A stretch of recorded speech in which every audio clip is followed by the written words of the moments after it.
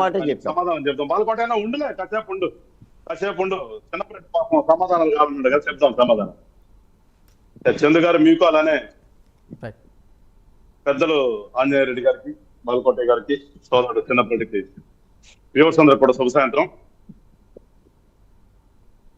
పాపం గౌరవం పెద్ద ఉద్యమం చేశారు, మిమ్మల్ని అవగౌరవపరిచారు అంటారు కదా. చిన్నప్పటి ఫస్ట్ ఒప్పుకోవాల్సింది ఏంటంటే గొప్ప ఉద్యమమే కదా, అమరావతి రైతులు చేసింది గొప్ప ఉద్యమమే కదా, గుండెల మీద చేయబెట్టుకుని చెప్పు. గొప్ప ఉద్యమాన్ని ఈ రోజున మాట్లాడావు, దాని మీద స్టాండ్ అవుతావు కదా అట్లాగే ఇప్పటికైనా. మళ్ళా వ్యాపారానికి కావాల్సిన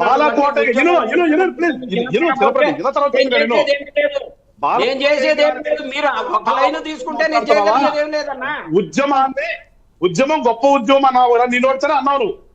ఎంత గొప్ప ఉద్యమం చేశారో ఆ గొప్ప ఉద్యమం చేసిన తర్వాత మిమ్మల్ని గౌరవించలేదా అన్న మాట అన్నావు. అది కానీ స్కిప్ కావద్దు, నువ్వు ఇప్పుడు కాదు ఫ్యూచర్ లో కూడా స్కిప్ కావద్దు. ఎందుకంటే నిన్నదాకా మీరు మాట్లాడింది అది కాదు కదా. పెట్టుబడి ఉద్యమం, నగలేసుకుని కూర్చున్నారు, ఇదంతా రకరకాలు చెప్పారు కదా. మీరు ఎప్పుడు కూడా ఉద్యమాన్ని గౌరవించరా, ఈ రోజును గౌరవిస్తున్నావు. ఏనా బాలకోట అందుకని నేను ఉండవుంది, ఈ రోజును గౌరవిస్తున్నాడు. ఆ మాటకి నువ్వు మళ్ళా రేపు కానీ ఎల్లుండి కానీ ఎప్పుడు కూడా స్కిప్ అవ్వదు చిన్నప్పటి. ఎందుకంటే మన మనుషులం కాబట్టి మనిషిలాగా నిలబడదాం. ఇప్పటికైనా నీ నోటంపట చాలా గొప్ప ఉద్యమం జరిగింది అని వచ్చినందుకు వైఎస్ఆర్సీపీ లీడర్ గా నిన్నైతే గౌరవిస్తా, కడమడతాం కాదు కానీ నేను గౌరవిస్తా. ఇప్పటికైనా వస్తున్నారు మీరు నిజాలు.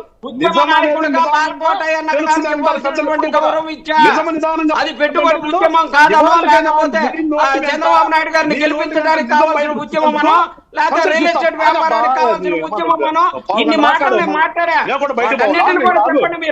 నువ్వు మాట్లాడద్దు ప్లీజ్, వినటం నేర్చుకో.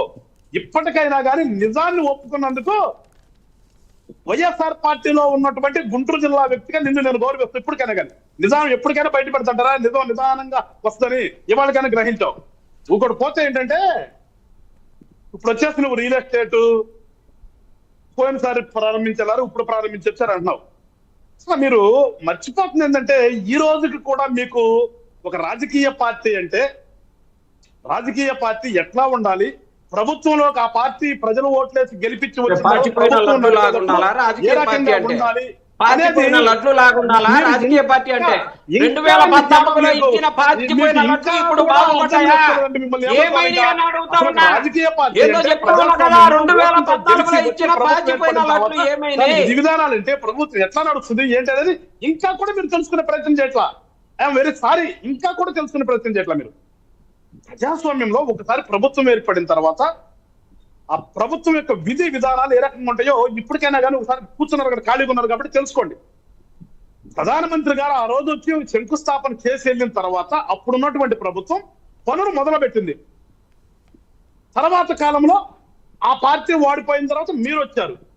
5 సంవత్సరాల్లో మీరు దాన్ని కంటిన్యూటీగా ఏమి చేశారు చెప్పండి. ఇందాక కూడా ప్రధానమంత్రి గారు సభలో క్లియర్గా చెప్పారు, మేము గత 5 సంవత్సరాలు కూడా రాజధాని నిర్మాణానికి మేము అన్ని రకాలుగా సహాయ సహకారాలు చేశాము.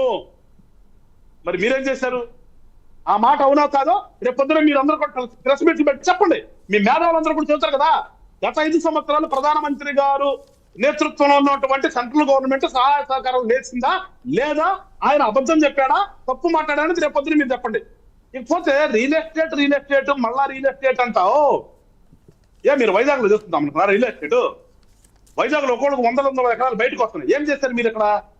మీ నాయకుడు ఏమైనా పైకి పోయి కొండ మీద ఒక ఇల్లు కట్టాడు, దేనికోసం కట్టాడు మీకు తెలియదు, ఆయనకి తెలియదు, ప్రజలకి తెలియదు. ఇప్పుడు ఏమి కూడా ఇప్పుడు ఏం చేయాలని మేము ఆలోచిస్తున్నాం. మీ యొక్క నాయకులు ఏ నాయకుడిని కదిపినా కానీ కొన్ని 100 ఎకరాలు బయటకు వస్తున్నాయి. పాపం మొన్న మీ పార్టీకి రిజైన్ చేసి వెళ్ళిపోయినటువంటి మొన్నటిదాకా ఉన్నటువంటి నెంబర్ 2 విజయసాయి రెడ్డి గారు అమ్మాయి ఏమైనా అసలు సముద్రంలోనే జగన్మోహన్ రెడ్డి కొండ మీద కట్టాడు, అంటే నేను సముద్రంలో ఎందుకు కట్టలేనని చెప్పేసి సముద్రంలోనే కడతాం స్టార్ట్ చేసింది. ఇవన్నీ ఏమంటారబ్బా? ఇవన్నీ మీరు చేసింది ఏంది? ఇకపోతే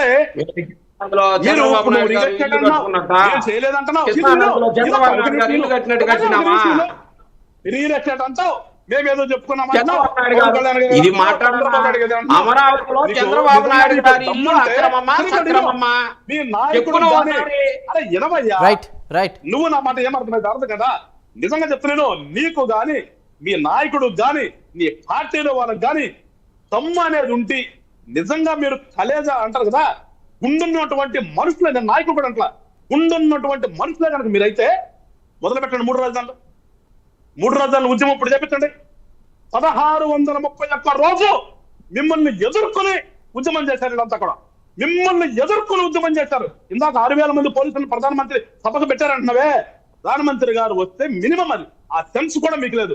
ప్రధానమంత్రి గారు వస్తే మినిమం గా ఉండేటటువంటి అది. అరే నీ నాయకుడు మీ తాడేపల్లి నుంచి అసెంబ్లీకి రావడానికి పెట్టుకున్నావు కదా 100,000 మందిని, దాని గురించి మాట్లాడతా ఇక్కడ పోతే ఇప్పుడు చెప్తారా? నిజంగా మీకు గుండె అనేది ఉంటే 3 రాజధానుల ఉద్యమం మొదలు పెట్టండి. ఇప్పుడు కట్టినప్పుడు అప్పుడు మీరు టెన్షన్ వేసి మీరు డబ్బులు ఇచ్చి మీరు కొంచెం కూర్చోబెట్టడం కాదు, ఇప్పుడు మొదలు పెట్టండి.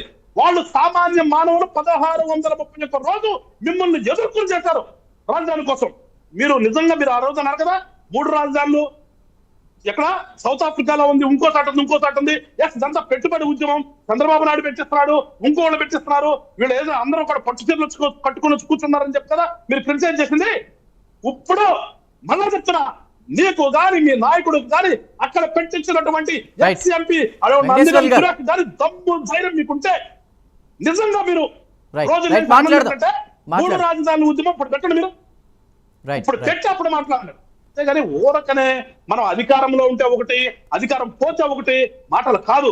వాళ్ళ ప్రజాస్వామ్యంలో ఒక రాజకీయ పార్టీ గెలిచిన తర్వాత ఏ రకంగా పరిపాలించాలో తెలుసుకోండి. ఆ పరిపాలన ఎట్లా మీకు సెలవిచ్చారు 5 సంవత్సరాలు అన్నా కానీ ఆంజనేయ రెడ్డి గారు లాంటి వాళ్ళు ఏర్పాటు చేస్తూనే నేను కూడా రిక్వెస్ట్ చేస్తాను మీలాంటి ఒక స్మాల్ బ్రేక్ తీసుకుందాం. బ్రేక్ తర్వాత మాట్లాడదాం. వెంకటేశ్వర